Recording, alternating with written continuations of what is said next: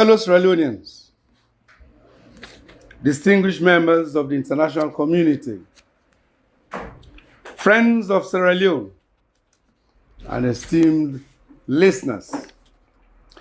Today, I stand before you to address you on a matter of utmost significance, a matter that deeply concerns the very essence of our cherished nation, Sierra Leone. This matter touches the lives and hearts of every citizen, transcending political affiliations, ethnic and regional boundaries. It revolves around our recently concluded three-day inter-party dialogue between the APC and the Bio-led SLPP regime, and the subsequent agreement or communique signed by the APC, the SLPP government, and international mediators representing the African Union, ECOWAS, and the Commonwealth. I have passionately followed your diverse reactions before, during, and after the dialogue. I would like to state at the outset that I am heartened by your critical perspectives and keen interest in such a matter which understandably, but most unfortunately, also almost descended into the risk of disturbing the hard-earned unity and peace within our party, as well as distracting us from the party's high sense of a national purpose. I totally understand the emotions, the anxieties, and even the disappointment among some of us. I make bold to say that the mixed reactions were not unexpected. The anger was not unexpected, nor was the demand for a stronger action reflecting our core position out of place. The leadership of the APC party engaged very actively and constructively in the dialogue, without losing focus on any of the party's ideals and positions.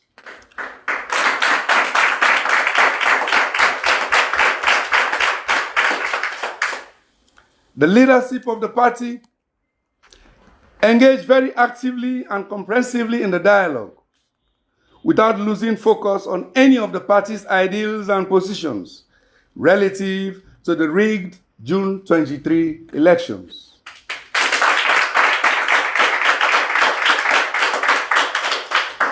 I wish to inform our dedicated members, supporters, and the wider public that our mandatory 9 delegates to the dialogue, co-led by the party national chairman, Honorable Alhaji Minka Mansure, and myself, and an additional 11 technical advisory committee members, led by my running mate, Honorable Cherno Ramadan Majuba, presented our party's concerns, our apprehensions, and our demands through a strongly articulated position paper as guided by our National Advisory Committee. The Independent Commission for Peace and National Cohesion played a crucial role in facilitating this mediation, supported by esteemed international organizations.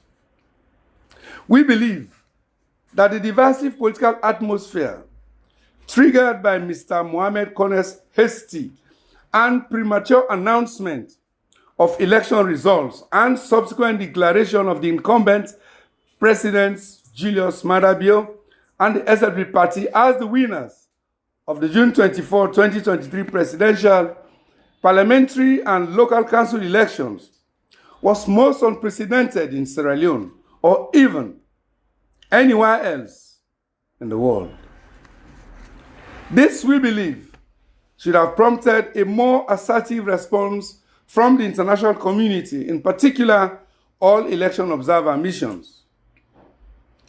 Had they chosen to arbitrate much earlier, undoubtedly, many of our demands could have been positively addressed and the ensuing stalemate averted. Nevertheless, we eventually consented to international mediation, leading to direct discussions with representatives of the SLPP-led government. Let us, as Sierra Leoneans, give this local initiative an opportunity to succeed.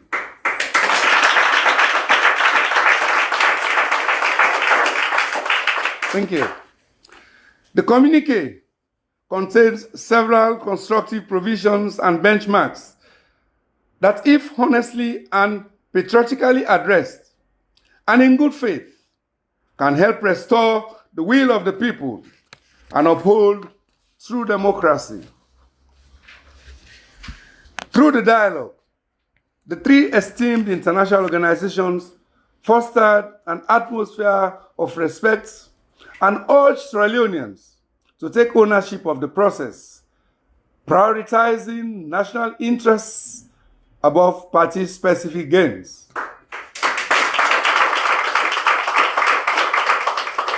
While we upheld these principles, the APC party remains steadfast in achieving a solution that safeguards the integrity of our democratic process and secures the trust of our populace.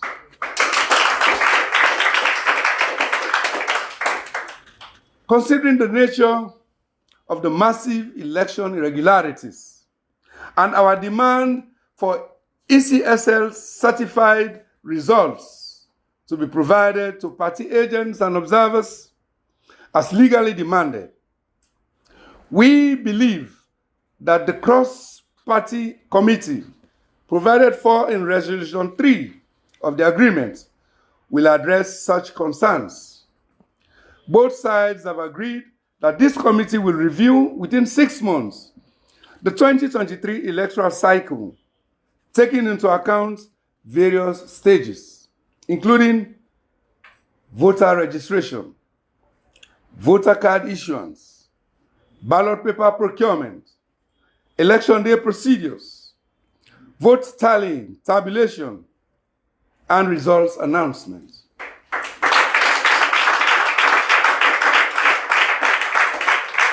Furthermore, the committee will also draw from lessons learned in past elections since the restoration of constitutional order after the Civil War, and does not, of necessity, rule out an early election.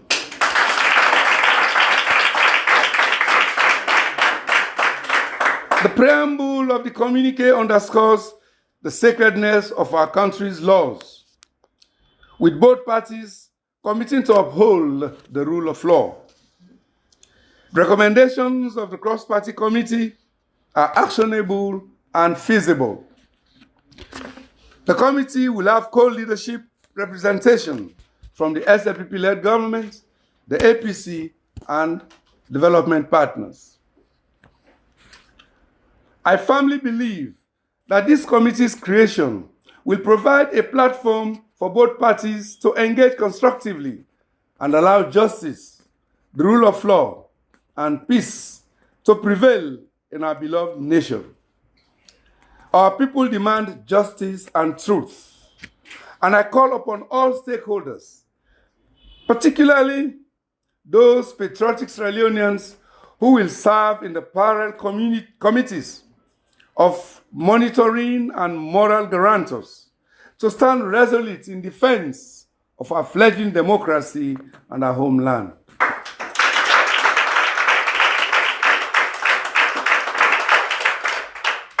The cross-party committee will also look into matters of political violence, excessive use of force by the security forces, extrajudicial killings, and harm to innocent citizens.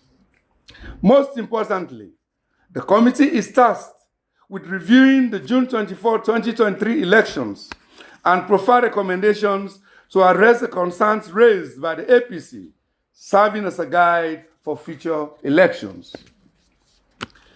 In the face of these developments, we recognize that several party members are unjustly detained, and many have sought refuge in Freetown and other parts of the country, facing challenges associated with relocating to a new environment.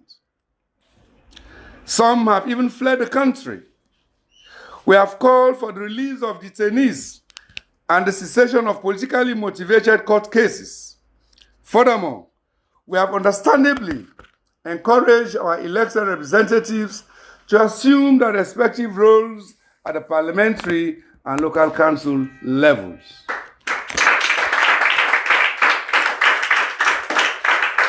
We sincerely appreciate their sacrifice and determination. We congratulate them and wish them well.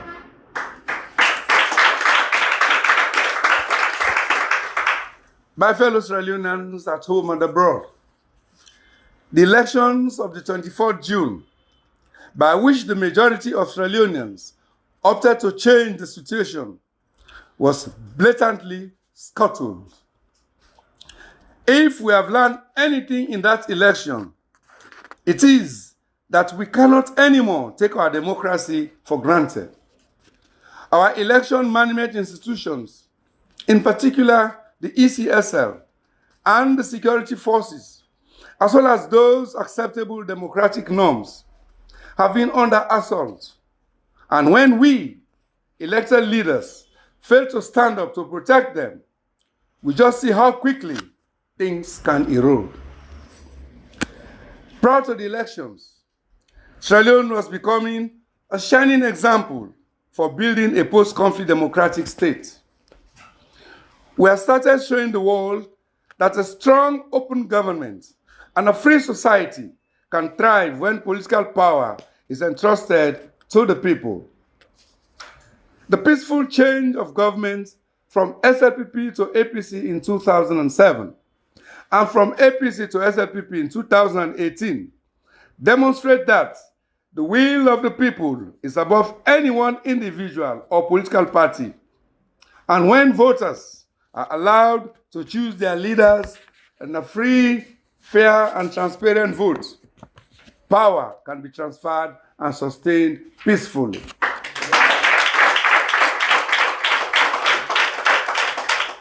The dissatisfaction stemming from the elections has cast a shadow over our nation. The lack of transparency in those elections has left scars that still need healing. The perception that jobs are reserved for specific tribes, regions, or political party activists has sown seeds of discord. The fragile state of our economy keeps our people awake at night, worrying about their tomorrow, the day after, and the future ahead. Hurtful circumstances like these require calm nerves, clear thinking, and oftentimes unpopular, hard decisions.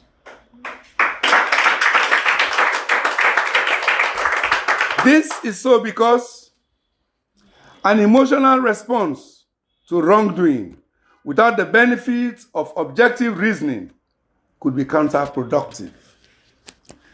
The APC party's decision to participate in this landmark inter-party dialogue was therefore informed principally by our firm conviction that in resolving a hurtful political impasse like this, there was a need for the two protagonists to have a conversation in the presence of other players.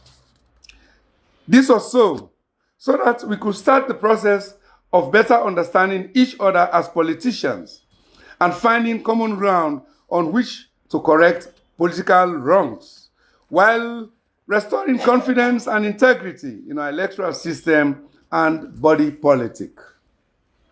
This also underscores the fact that the APC is a party that puts people and country first.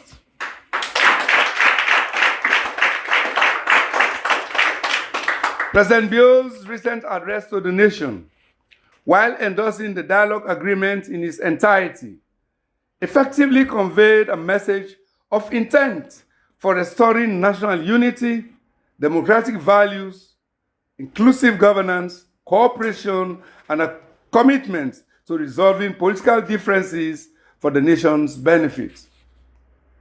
It recognizes the role of external partners. It emphasizes the importance of national institutions and highlights a collective will to move forward. This encourages political cooperation and sets a positive tone for Sierra Leone's future.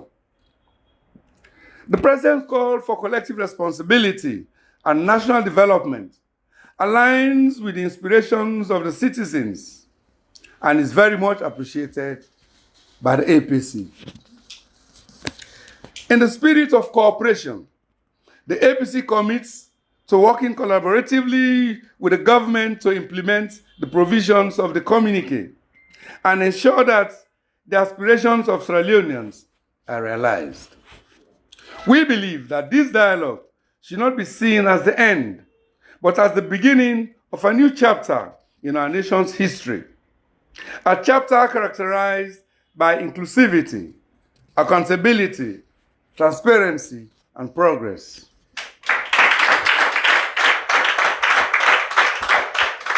As we move forward, let us remember that Sierra Leone belongs to all of us, and its development and prosperity are the shared responsibility of every citizen, regardless of political or tribal affiliations. Together, we can build a Sierra Leone where the democratic principles we hold dear translate into tangible improvements in the lives and livelihoods of all Sierra Leoneans.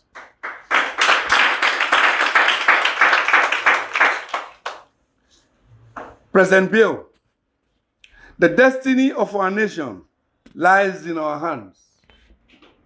We have a choice to make, and it's a choice that will define our legacy.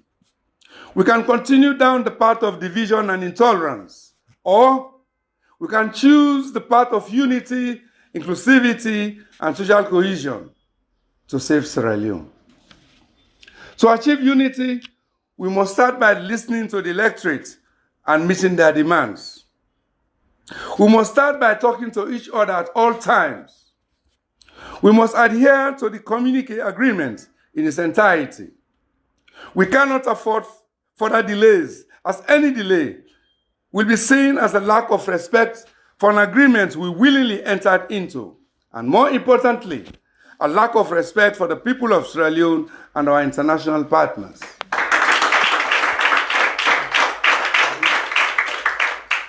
The All People's Congress Party understands the importance of peace and unity in Sierra Leone. We in the APC family firmly believe that a divided country is a weakened country. We recognize that the communique is not a destination, but a starting point towards restoring the unity, justice, democracy, and social cohesion that our nation so desperately needs. Today, we reaffirm our commitment as a party to this agreement, and we pledge to work with the government to ensure that it becomes more than just words on paper. Let us remember that responsibility to unite our country and foster social cohesion is not the sole burden of one political party, but a collective endeavor that requires all of us. Let us work together, hand in hand, to build a Sierra Leone where every citizen enjoys equal rights, equal opportunities, and where our diversity is strength, and where peace and unity prevail. Once again, I extend profound sympathy to the families of those who lost their loved ones, those who have suffered the indignity, political intimidation, as well as those who were maimed or who lost their properties before, during, and after the election, just out of political misdirection. Political expediency should be put above your ultimate sacrifices, but not above the supreme interest of the nation.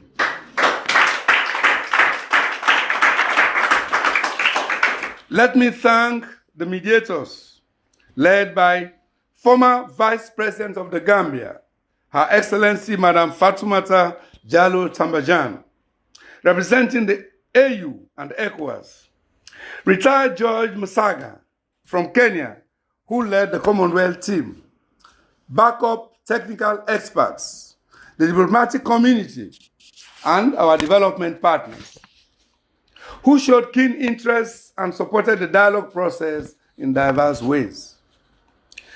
Thanks also to the Peace Commission and the SLPP-led leadership for their role toward a successful inter-party dialogue. We all deserve tremendous thanks and appreciation for our understanding, even at a time when there is a range of several non-election related sufferings that are hitting us hard in our daily spheres of life. I cannot help but to continue to plead very passionately that we exercise patience and remain resolute as we advance the dialogue process. The dialogue was not meant to be controversial or confrontational. It really should not be. This is something we all should want to sustain as we strive to restore confidence in our interpersonal relations and in our election system. I hereby wish to reiterate my unyielding commitment to continue to advance and protect your supreme interests, no matter who you are, or what tribe, region, or political inclinations you belong to. It is only in challenging times like these that our true strength, our sincerity, our togetherness will shine.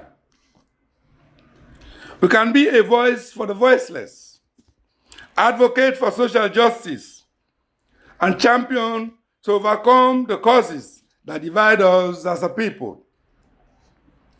My resolve is unshakable, and my commitment to our ideals unwavering. For the cleaning up of our heavily tainted and corrupted election system, and bringing back our development on track, I am leading, and I will continue to lead, a good fight for a noble cause to the glory of God.